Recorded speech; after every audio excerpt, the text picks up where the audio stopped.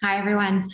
I'm Melissa Barnes from Twitter. I am the Vice President of Canada and Latin America there, and I'm very excited to be spending some time with you today. When I was thinking about what I wanted to share, conversation that I think we're all talking about right now was very much present in my mind. I was connecting with a friend, and she shared with me a survey that her organization had done, and it suggested that 30% of the workforce right now is looking to make a move. After the last year and a half, people are seeking change. I don't know that it's necessarily that they're unhappy in their jobs, but they're looking for something different. And it's really spanning, I think, many different industries. And I've seen it firsthand. Just in the last week alone, I've had 3 different people set time with me to talk about how they move in their career, ideally here at Twitter, but if not, potentially someplace else. And everybody interestingly asked the same question when we were talking. They all asked me what I look for in a leader. And while there's obviously a lot of qualities in leadership that matter, there's one in particular that I think we don't spend enough time talking about. And I think it's particularly relevant as we look at sort of what leaders are going to be facing in the months ahead as we all address change. And that's the quality of building great teams. Great leaders hire well and they grow talent well. When they do that, they build great teams. And those teams then create orgs that create a system of excellence. So that's what we're going to focus on today.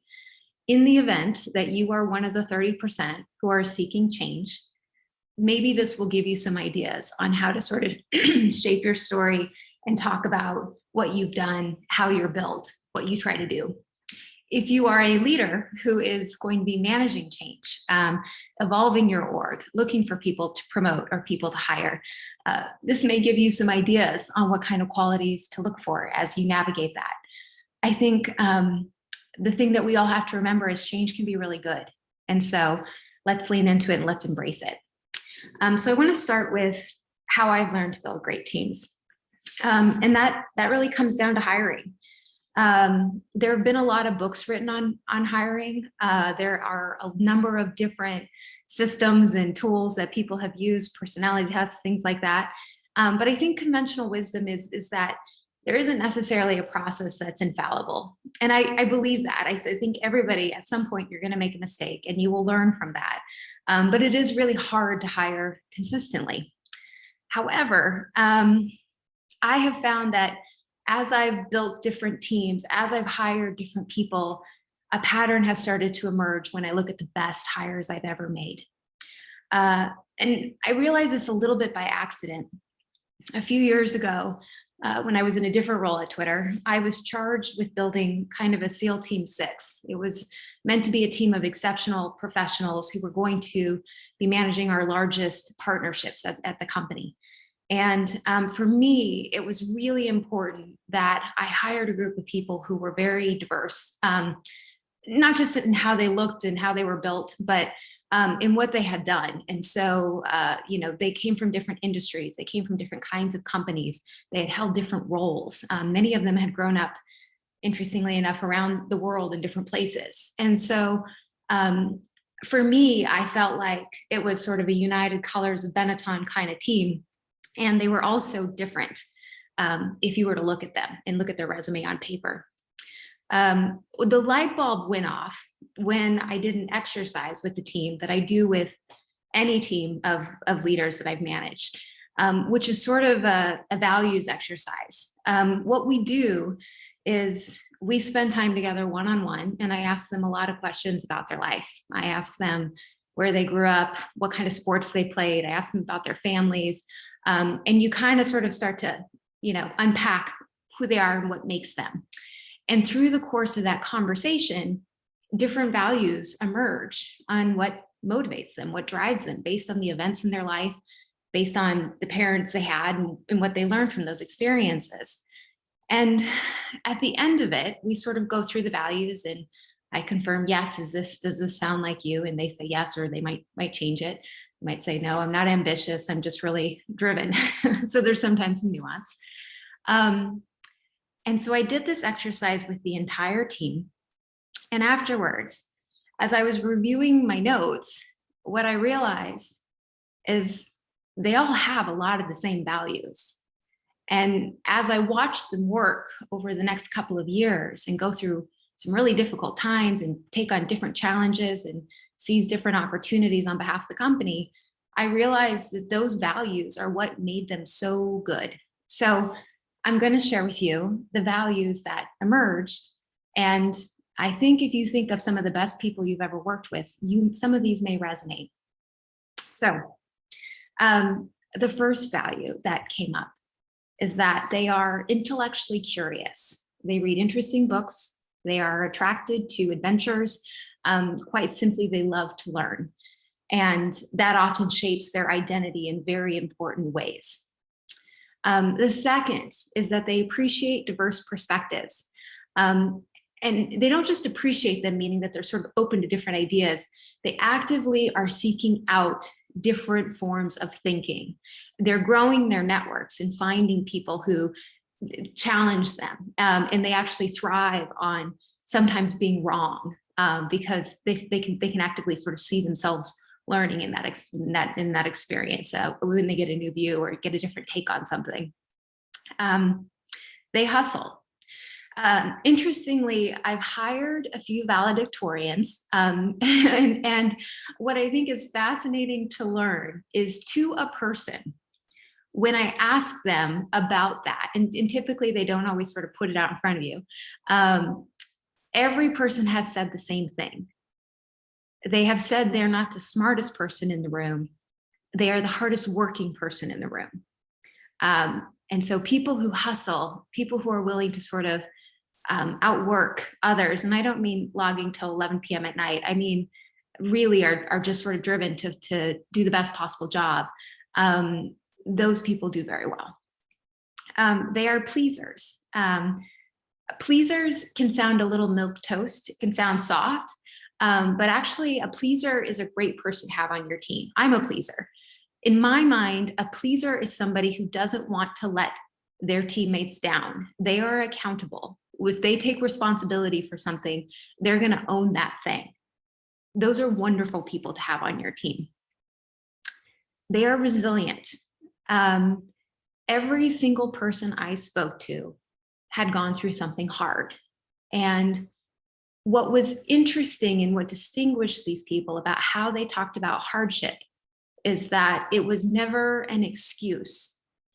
More often than not, hardship was the thing that made them strong.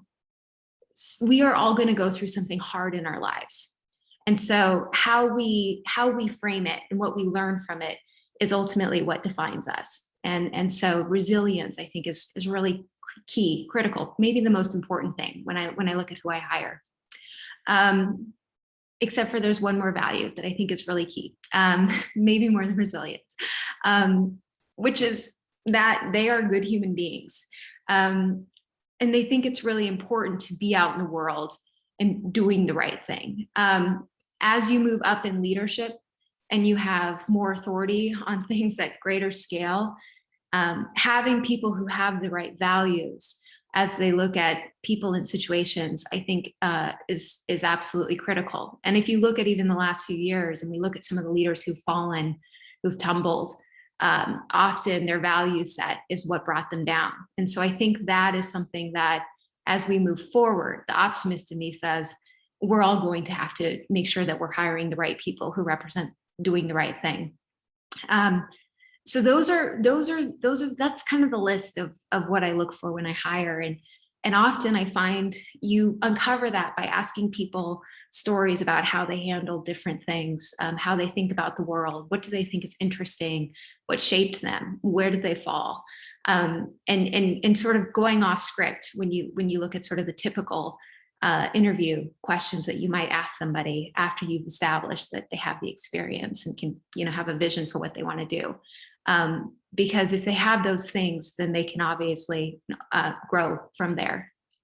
But I think what's also important to know is that values are not necessarily a fixed thing.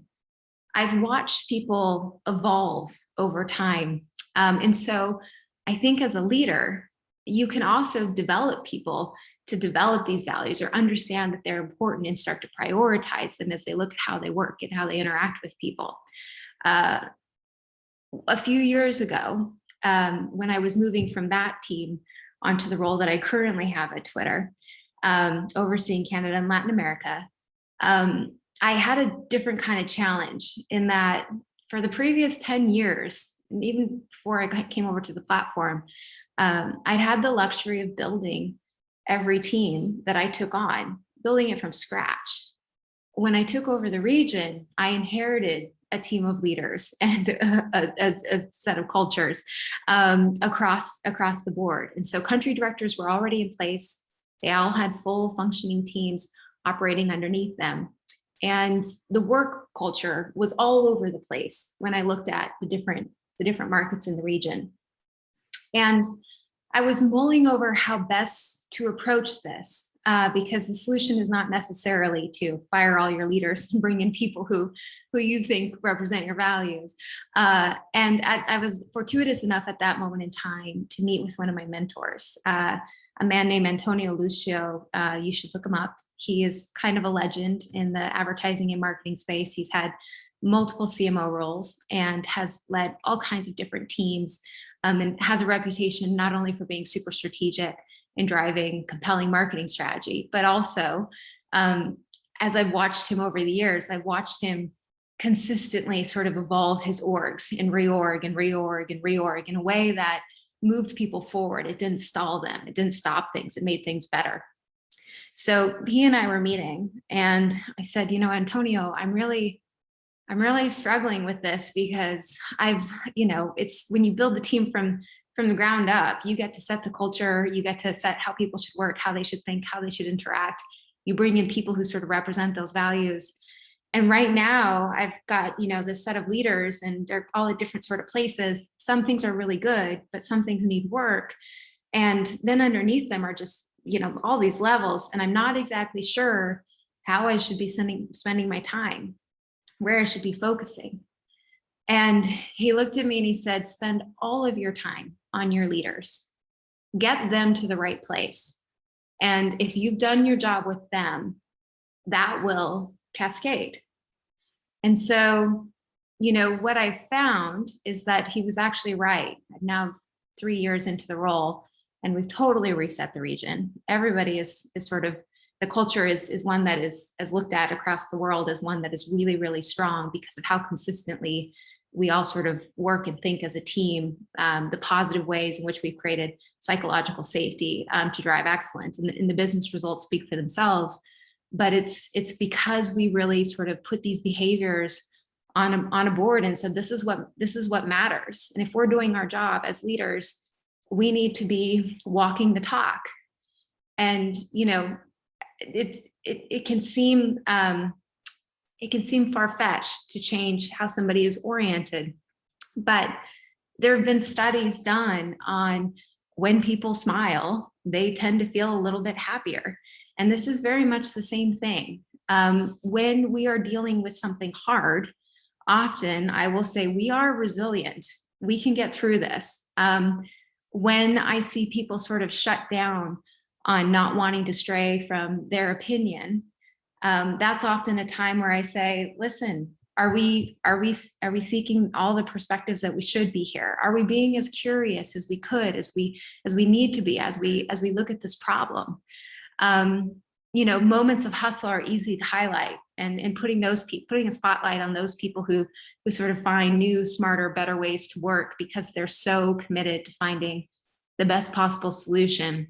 And the trust that comes when people deliver on the thing that they said they were going to do, and sort of acknowledging that they were accountable even when it didn't go well, is reaffirmation of sort of them doing the right thing.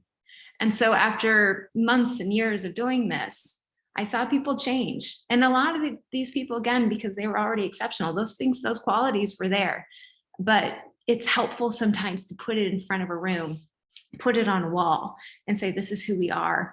This is what we stand for. And what I'll say as a leader as well is that often, it can be lonely at the top, and we all can sort of regress to sometimes not our best behaviors. And there are moments where I've had to sort of look at how I act and how I behave, and remind myself of the values that I think are important. And I found that to also be incredibly, incredibly helpful. So it makes me a better leader, helps me do a better job, and hopefully it helps inspire others. So we are going into a time of change. If you're going on the market, look back at your career and find the stories that you think maybe exemplify some of the values that I highlighted. And if you're a leader right now, and your org is shifting as people depart, look for the people who carry these qualities when you look to hire or to promote. This moment of change, again, I think it's actually going to be very, very good when we're on the other side of it. As things shift, this is where people and what they stand for starts to really emerge. And so it's a huge opportunity for all of us. And I wish you all the very best of luck in the months ahead. It's going to be fine. And if you have any questions, I would love for people, my DMs on Twitter are open. I'm Melissa Barnes at Twitter. Send me ideas on what you look to hire for, or you can connect to me on LinkedIn. I'd love to hear your ideas there. And we'll see what comes from that. I'll be sure to tweet anything that I think seems really interesting. Thank you.